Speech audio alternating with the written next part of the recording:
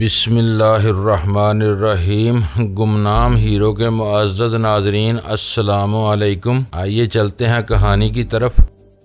इस वक्त मेरा असल हदफ रास अलमेडा है। काश इस वक्त अव्वल खान हमारे साथ होता। सुल्तान शाह ने हसरत ज़दा लहजे में कहा, हमें मालूम है वो राडनी आर्क के जैली नाम से यहाँ आया है। इमिग्रेशन से इसके क्वाइफ हासिल किए जा सकते हैं। वो किसी न किसी तरह इसका खोज निकाल लेता और हम बेखबरी में इसे छाप लेने में कामयाब हो जाते। तुम भूल रहे हो कि एलन के मकान में हम इसके सर पर पहुँच चुके थे। इसके सितारे अच्छे थे कि वो बचकर निकल गया और पीटर अपने चीथड़े उड़ गए। एलन भी बस अपने आखिरी दिन गुजार रहा है। मेरे लिए ये खबर दिली तस्कीन का सबब बन रही है। मेरे सारे मुजरम एक एक करके मारे जा रहे हैं। अफसोस इस बात का है कि इनकी हलाकत के अमल में मेरा कोई हाथ नहीं है। बस रास अलमेडा मेरे हाथ आ सके। मेरी तजलील करने वाले सारे किरदारों में अब सिर्फ वही बाकी रह गया है। फिक्र न करो, वो तुम्हारी बद्दुआओं ही से मर जाएगा। तुम्हारा क्या बिगड़ा हुआ है, वरना तुम इसे आंख मारकर भी कत्ल कर सकती थी। सुल्तान शाह इसे सुलगाने का कोई मौका जाया नहीं करता था। ये हमेशा बेवक्त की रागनी अलापता रहता है। वो मुंह बनाकर बुड़बुड़ाई, फिर मुझसे बोली, तुम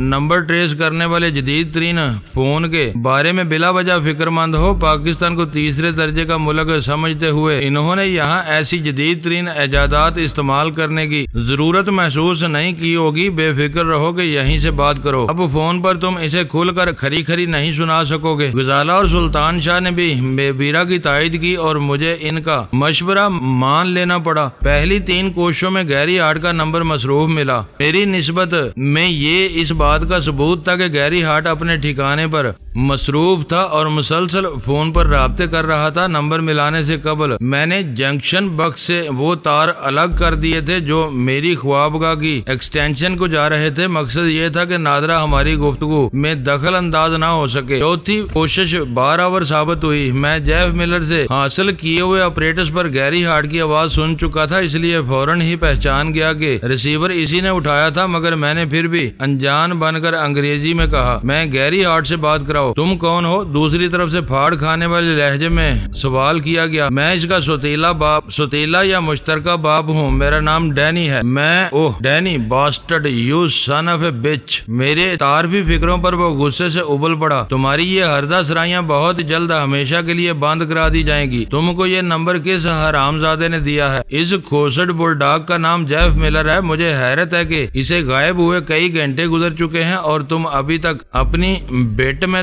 दबके बैठे हो। तुम्हारा वो बुलडॉग मेरे कब्जे में है। तुम बकवास कर रहे हो। अव्वल दर्जे के मक्कार और झूठे हो। वो बदस्तूर बिफरा हुआ था। तुम्हारी तसल्ली के लिए ये भी बता सकता हूँ कि वो बंदरिया भी मेरे कब्जे में है जिसे तुम अपनी डुगडुगी पर निचाना चाह रहे थे। वो दोनों मुझ तक पहुंचने के चक्कर में थे और आसानी से पहुंच गए। अब भी मेरी बात का यकीन नहीं आ रहा हो तो सारे के बल ड्राइव इन सिनेमा चले जाओ। वहाँ जेफ मिलर की BMW मौजूद है। तुम्हारे मजीद इत्मीनान के लिए मैंने जेफ की एक पिंडली भी इसी गाड़ी में रखवा दी है। ये नहीं हो सकता। गुस्से और सदमे की वजह से इसकी जुबान में लुकनत आ गई। मुझे अफसोस है आजकल तुम्हारी दुआएं पूरी नहीं हो रही। जब तुम मेरे हाथ आओगे तो मैं तुम्हारे बड़ों के लिए सबसे पहले तुम्हारी कान काट कर भेजूंगा। शायद मैं तुमसे ये बातें जेफ के ऑपरेटर्स पर ही करता, लेकिन इसकी देंगा मुश्ती में वो चूर चूर होकर रह गया था। मेरे हाथ आओगे तो ऑपरेटर्स का मलबा भी तुम्हारे हवाले कर दूंगा। आखिरी फिक्रे में मैंने अपने साथियों को आंख मारकर एक खास मकसद से कहे थे, डैनी जेफ को फौरन छोड़ दो और हथियार डाल दो। तुम्हें अंदाजा नहीं है कि तुम्हारे खिलाफ कैसा भयानक जाल तैयार हो चुका है। अगर तुमने वाकई जेफ को लंगड़ा किया है तो मैं कसम खाता हूँ कि मैं तुम्हारे जिंदा जिस्म के एक एक हिस्से को जिस्म से अलग किए बगैर कुचल कर कीमा बनाऊंगा और तुम्हें इतनी अजियत दूंगा कि तुम मौत की आरजू में तड़पते रहोगे, लेकिन तुम्हें मौत नहीं आएगी। इस वक्त सदमे से तुम्हारा दिमाग उलट गया है। पहले तुम ड्राइव इन की खबर लो, मैं बाद में तुमसे बात करूंगा। मैंने एहतजाजिया लहजे में ये कहकर फोन का सिलसिला मुनक़ता कर दिया। गुड। फोन बंद होते ही वीरा मेरी तारीफ करने लगी। ये भयानक बातें तुम किसी पब्लिक फोन से नहीं कर सकते थे। तुमने ऑपरेटर्स के बारे में भी खूब शोशा। वीरा की बात अधूरी रह गई क्योंकि ऑपरेटर्स यक बयक जाग उठा था। इस पर गैरी हार्ट अपने चीफ डी मिशन से राब्ता करने की कोशिश कर रहा था। इन तीनों की तहसीन अमेज निगाहें मेरे चेहरे पर जम गईं। मैं गैरी हार्ट बोल रहा हूँ चीफ, मेरी आवाज सुन रहा हो तो जवाब दे। ओवर। ऑपरेटर से गैरी हार्ट की मुस्तरबाना आवाज सुनाई दी। अपने मामूल के मुताबिक वो इस वक्त भी अंग्रेजी बोल रहा था। तुमने जिस बर्जिस्तगी से जेफ मिलर का ऑपरेटर्स टूट जाने का जिक्र किया, इसकी बिना पर गैरी हार्ट को शुबह तक नहीं हो सका कि ये लासिलकी मवासलाती आला बिल्कुल फ़आल हालत में तुम्हारे पास मौजूद होगा। वीरा ने चंद सानियों के सुकूत के बाद कहा, और अब वो अपने गले में खुद ही फंदा डालने को तैयारी कर रहा है। हम सीधे साधे लोग हैं। सुल्तान शाह बुरा सा मुंह बना के बोला, ललकार कर लड़ते हैं, बुरी तरह मारते हैं या फिर खामोशी से हार मान लेते हैं। ऐसी चालबाजियां हमारे बस से बाहर हैं। तुम्हारा और डैनी का कुछ पता नहीं चलता कि तुम लोग कब सीधी सच्ची बातें करते करते मक्कारी पर उतर आते हो। ये गजाला ने अपना हाथ उठाकर इसे खामोश कर दिया क्योंकि ऑपरेटर्स पर रास अलमेडा की गुर्राती हुई आवाज उभरने लगी थी। तुम अकल से आरी और कोड मगज हो। मैंने तुम्हें मना किया था कि अब जेफ मिलर का सुराग मिलने और इसका ऑपरेटर्स दस्तयाब होने तक हम इस सिस्टम पर बात नहीं करेंगे। पता नहीं किस गधे ने तुम्हें CIA में असिस्टेंट डायरेक्टर बनाया है। तुमने जेफ मिलर के बारे में अब तक क्या तीर मारा है। ओवर। सर, पहले मैं ये वजाहत कर दूं कि CIA में सीनियर अफसरान का तकर्रर कोई गधा नहीं बल्कि सदर अमेरिका करता है। गैरी हार्ट की आवाज जहर आलूद थी। दूसरी बात ये कि जेफ मिलर आजाद नहीं है। डैनी ने इसके साथ ही हमारी मुकामी टाउट को भी पकड़ लिया है। वो जेफ पर बदतरीन तशद्दुद कर रहा है। जेफ की एक टांग समेत इसकी गाड़ी ड्राइव इन सिनेमा में छोड़ दी गई है। तीसरी बात ये जो तुम्हारे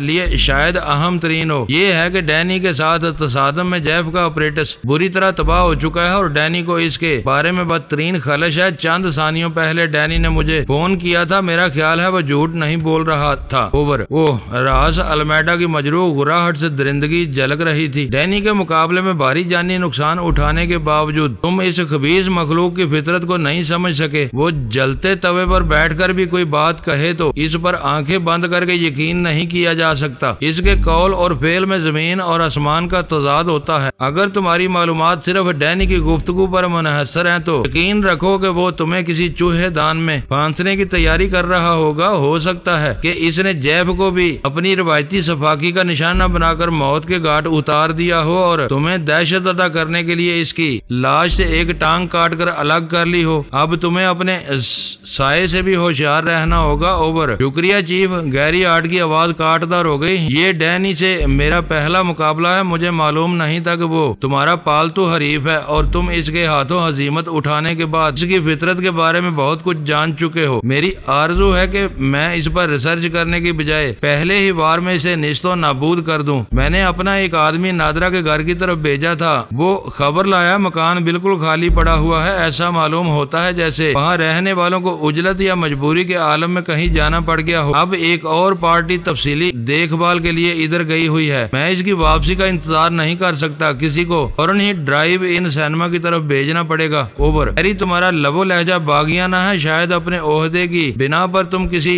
की बाज़ाब्ता मातहती में काम करने के आदाब भूल चुके हो। क्या तुम्हें इल्हाम हुआ है कि मैं डैनी से मात खा चुका हूँ। ओवर। रास अलमेडा ने गुस्से के बायस गैरी की इन बातों पर जरा भी ध्यान नहीं दिया था जो नादरा के घर के बारे में थी। नहीं सर, मातहती के आदाब भूल चुका होता तो मैं अपने अमले से काम नहीं ले सकता था, लेकिन अदब के साथ ये जरूर कहूंगा कि हर सतह पर ये आदाब बदल जाते हैं। मेरा ख्याल है कि डैनी हमारे असाब पर सवार हो चुका है। इस वजह से हम एक दूसरे पर अपना गुबार निकाल रहे हैं। अगर मैं तुम्हारे लिए इसी कदर नकाबले बर्दाश्त हो गया हूँ तो मुझे अलग करके वाशिंगटन से किसी और को बुला लो। मैं बिल्कुल भी बुरा नहीं मानूंगा। ओवर। डैनी 2 टके का एक मामूली बदमाश है। मैं इसे किसी भी वक्त अपनी चुटकी में मसल सकता हूँ। वो इस लायक भी नहीं कि मैं ज्यादा देर तक इसके बारे में बात करूँ। तुम्हारे सर पर इसकी दहशत सवार हो गई है तो दूसरी बात है। ओवर। राज अलमेडा इस पर बरस पड़ा। मेरे लिए वो सूरत हाल बहुत दिलचस्प थी। मेरे 2 बदतरीन हरीफ आपस की लड़ाई में एक दूसरे के जख्मों पर नमक पाशी करने के लिए मेरे बारे में मुबालगा आराई कर रहे थे। इन दोनों में रास अलमेडा का मनसब बहुत बड़ा था, लेकिन अमेरिकन माशरे की आजाद ख्याली की वजह से वो अपने एक मातहत की कड़वी कसैली बातें भी बर्दाश्त कर रहा था। इसने गैरी हार्ट की तलख नवाई पर चिढ़कर आमराना अंदाज में लासिल्की गुफ्तगू का सिलसिला मुनक़ता नहीं किया था, बल्कि इसे बात जारी रखने की इजाजत दी थी। सॉरी सर, गैरी हार्ट की आवाज यक बेयक जज्बात से आरी हो गई। तुम चीफ हो, मेरा काम तुम्हारे अहकाम की बजा आवरी है।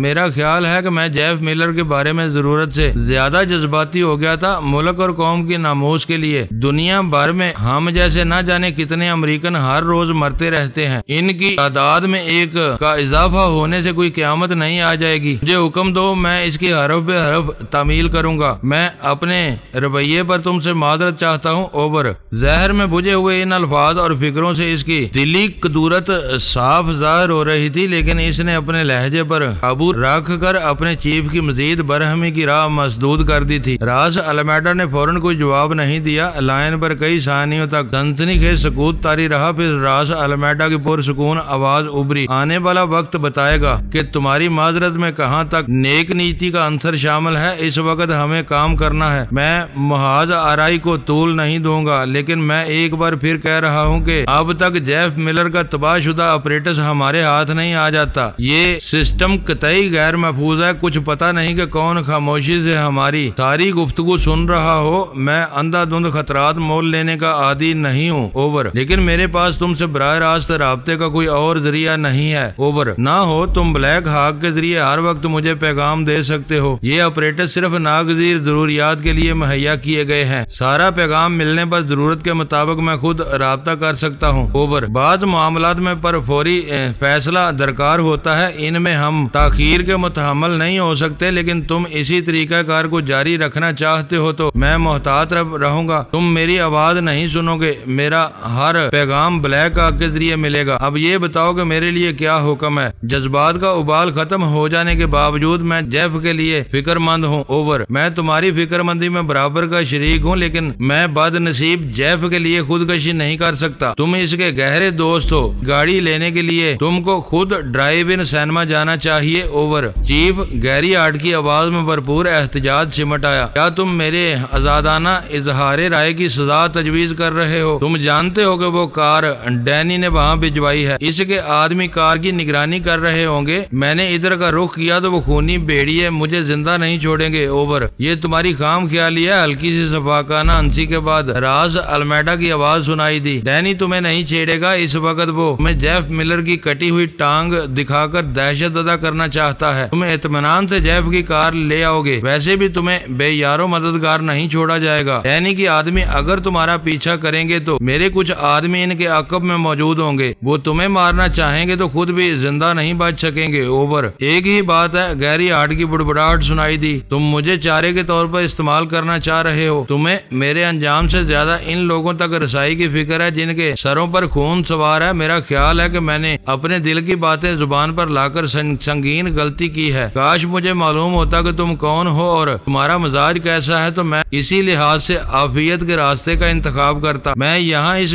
कदर यको तनहा नहीं हूँ जितना तुम समझ रहे हो। मैं तुम्हारे हर जायज हुक्म की तामील के लिए आमादा हूँ, लेकिन ऐसी किसी हिदायत पर अमल नहीं करूंगा जिसमें मेरी जिंदगी और सलामती को सिरे से नजरअंदाज कर दिया गया हो। मेरे बही ख्वाह मेरी पूरी हमायत करेंगे। ओवर। तुम्हारे जहन में जहर भरा हुआ है, इसलिए तुम ऐसी बातें सोच रहे हो। मैं तुम्हारी सलामती को नजरअंदाज नहीं कर रहा। ये हदायत मेरी एक खास हिकमत अमली का दर्जा रखती है। ये भूल जाओ कि मेरी मातहती में आने के बाद तुम्हें कोई और दूसरा फर्द तहफ़्फ़ुज़ फराहम कर सकेगा। तुम्हारी इतला के लिए ये खबर दिलचस्प होनी चाहिए कि पाकिस्तान पहुंचने के बाद तुमने जिस दिन ब्लैक हाक के जरिए मुझे रिपोर्ट दी थी, इसी दिन तुम CIA में अपने मनसब और मराद से महरूम होकर मेरी तहवील में आ चुके थे। तुम्हें हर हाल में वही करना होगा जो मैं चाहूंगा, और तुम्हें इस बात पर पूरा यकीन होना चाहिए कि तुम्हारा चीफ कभी भी अपने आदमियों का बुरा नहीं चाह सकता। ओवर। रास अलमेडा के इंकशाफ पर गैरी हार्ट मजीद बौखला गया। ये नहीं हो सकता। CIA से मेरी तवील रफाकत मेरी लाइल्मी में यूं अचानक खत्म नहीं की जा सकती। अमेरिका का कोई कानून ऐसी ज्यादती की इजाजत नहीं देता। मैं आज सह पहर तक इस्लामाबाद में अपनी सरकारी हैसियत इस्तेमाल करता रहा हूँ। ओवर। लिखे हुए कानून की हद तक शायद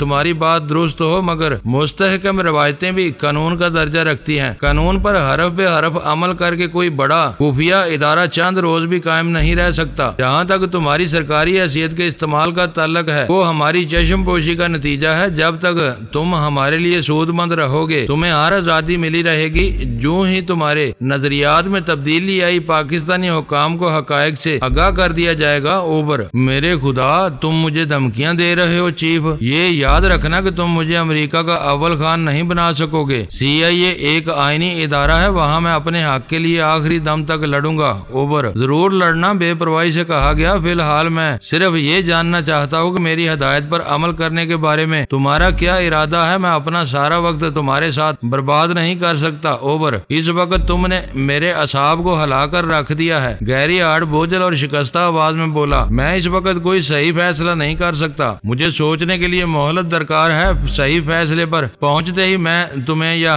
ब्लैक हाक को आगाह कर दूंगा। मैं किसी भी हालत में बेमकसद मौत को गले नहीं लगाना चाहता। किसी बड़े मकसद के लिए इसी वक्त मौत की बेरहम वादियों में छलांग लगा सकता हूँ, लेकिन बेमकसद मौत से मुझे नफरत है। तुम जो कोई भी हो, डेविड स्टार्स में से ही होगे। अगर तुमने मेरे साथ बेरहमाना सलूक जारी रखा तो मैं रास अलमेडा से रजू करने पर मजबूर हो जाऊंगा। वो दुरुस्त और बेलाग फैसले करने में बेमिसाल शोहरत रखता है। मुझे यकीन है वो मेरा साथ देगा। ओवर इस वक्त तुम्हारी ज़हनी हालत वाकई काबिले रहम है। रास अलमेडा का लहजा तरहम अमेज हो गया। अभी तुम मुझे कानून और आइन के हवाले दे रहे थे और अब रास अलमेडा की धमकियां दे रहे हो। जिस शख्स का ज़हनी तवाज़न इस हद तक बिगड़ चुका हो, इससे किसी जिम्मेदाराना कारकर्दगी की तवक्को नहीं की जा सकती। तुम अपने साथ हमारे लिए भी खतरनाक हो सकते हो। मैं तुमसे किसी किस्म का बराह रास्त राब्ता रखना पसंद नहीं करूंगा। तुम जो भी फैसला करो, ब्लैक हाक को इससे आगाह कर देना। दूसरी और अहम तरीन बात यह है कि तुम अपना ऑपरेटस इसी वक्त ब्लैक हाक के हवाले कर दो। शायद तुम्हें अभी तक अंदाजा नहीं हो सका है कि अगर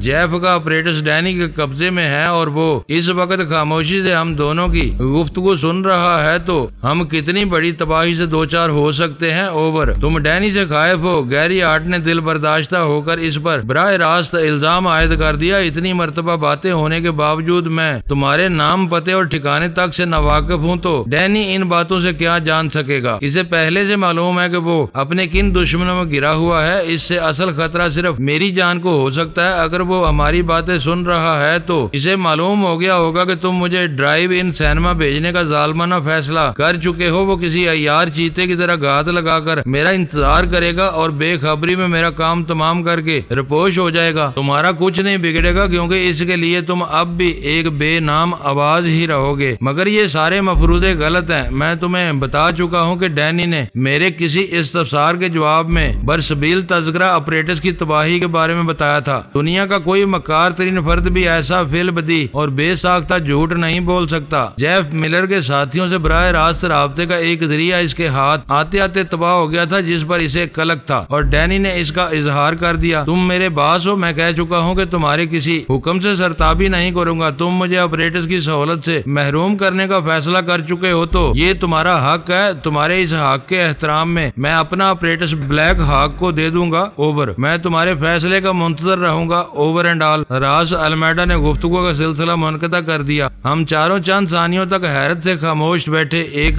दूसरे का मुंह तकते रहे। ऑपरेटर्स पर सुनी जाने वाली गुफ्तगू हर एतबार से बहुत अहम थी। हम सब का मुश्तरका नजरिया था कि पाकिस्तान बल्कि कराची में रास अलमेडा की मौजूदगी साबित हो जाने के बाद एलन और पीटर की हैसियत बेबुकत कठपुतलियों की सी रह गई थी। जो कारनामे इन दोनों से मंसूब किए जा रहे थे, इनके पीछे रास अलमेडा का जहन काम कर रहा था। रास अलमेडा के लिए एलन और पीटर के मुकाबले में गैरी हार्ट और इंस्पेक्टर जेफ मिलर ज्यादा अहम होने चाहिए थे, लेकिन साबित ये हो रहा था कि एलन न सिर्फ रास अलमेडा के साथ रह रहा था, बल्कि इसकी असलियत से भी बाखबर था। यही सूरत हाल पीटर के साथ भी थी, लेकिन वो धमाके में मरने के बाद खेल से बाहर हो चुका था। जबकि CIA के असिस्टेंट डायरेक्टर गैरी हार्ट को ये तक मालूम नहीं था कि इसे अहकाम देने वाला कौन था। मेरे लिए गैरी हार्ट की बेखबरी इस वजह से और भी ज्यादा तअज्जुब खेज थी कि एलन की कमी गाह पर होने वाले टकराव में महज मेरे क़यासात की बिना पर रास अलमेडा को अपनी असलियत का एतराफ करना पड़ा था। ये दीगर बात थी कि मैं इसके असल नाम से वाकिफ होने और काफी देर तक इसके साथ रहने के बावजूद इसकी सूरत देखने में कामयाब नहीं हो सका था। मुझे अच्छी तरह याद था कि नादरा के मकान पर मैंने इसी ऑपरेटर्स पर रास अल्मेडा और गैरी हार्ट की जो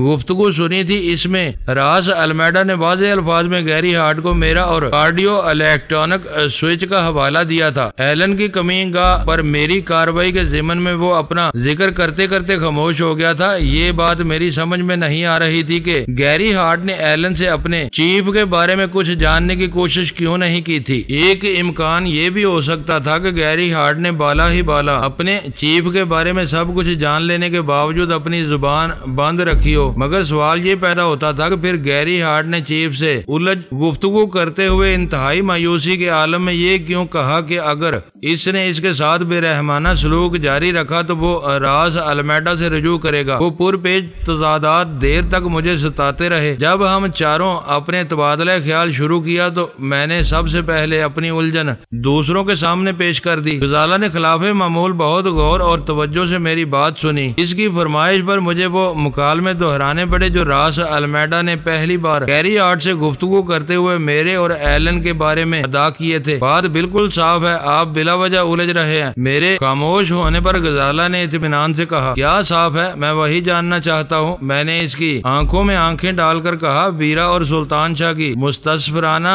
निगाहें बता रही थी कि मेरे सवाल के जवाब में इनके ज़हन बिल्कुल कोरे थे। एलन के ठिकाने की तबाही और पीटर की मौत के फौरन बाद ही गैरी हार्ट को इस्लामाबाद दौड़ा दिया गया। इसे दौड़ लगवाने वाला रास अल्मेडा था, क्योंकि इस धमाके में वो खुद भी जख्मी हुआ था। गजाला ने सुकून से कहना शुरू किया, इन लोगों में इस वाक़े के सिर्फ 3 गवाह थे। पीटर दर्दनाक मौत का शिकार हो चुका था। एलन बुरी तरह जख्मी होने के बाद ऑक्सीजन के सहारे अपनी जिंदगी के आखिरी सांस गिन रहा था। गैरी हार्ट किससे पूछता कि इस वाक़े का तीसरा जख्मी कौन था। रास अल्मेडा को एलन की मौत का पूरा यकीन है, इसीलिए इसने गैरी हार्ट को इसके बारे में बता दिया। वरना हकीकत ये है कि अपने आदमियों के लिए वो सिर्फ चीफ है जो सर से पैर तक स्याह लिबास और नकाब में मलबूस होकर इनके सामने आता है। किसी को इल्म नहीं है कि वो रास अल्मेडा ही है। तुम ठीक कह रही हो, वीरा ने बेसाख्ता गजाला की तायीद करते हुए कहा। क्या ये अजीब बात नहीं है कि रास अल्मेडा के आदमी अपने चीफ की असलियत से बेखबर हैं, लेकिन हम इसके बदतरीन दुश्मन होते हुए भी इससे